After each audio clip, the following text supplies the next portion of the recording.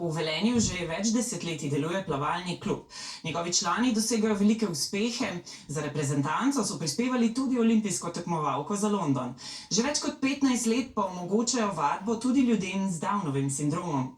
Tako jih je v velenjski skupini Delfinčki zdaj 37, v teh dneh pa so odprli še podružnico v slovenjgraškem bazenu. V zadnjih letih dosegajo velike uspehe, predvsem pa je zanje pomemben prilagojen šport, ki jim prinaša ogromno veselja, spodbude in samozavesti.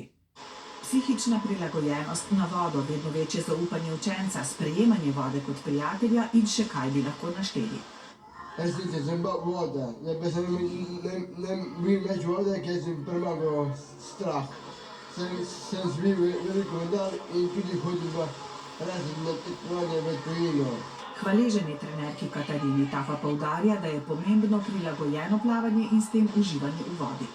Meni niso bili bistveni rezultati, jaz sploh na začetku nisem vedela, da bomo tako daleč prišli, da je sploh možno otroke z avtizmom, Downovim sindromom, takšne, ki ne govorijo, ki te ne gledajo, spraviti tako daleč, da ti potem plavajo s to prsno, s to hrbtno mešano in tako naprej. Recept je pa trdo, strokovno delo, predanost temu športu.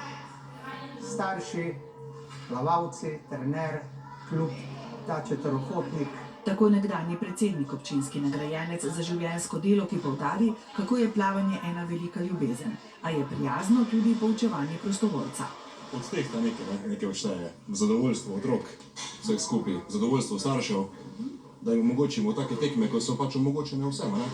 Ko oni prej z nekih tekmovanj in da tam pričakajo mestna skupnost ali pa krajevna skupnost in doživijo tiste aplavze, to jim to pomeni veliko več kot nam verjetno. Prav vsi starši, trenerji in učenci ter učenke spoštujejo vsak plavalni uspeh.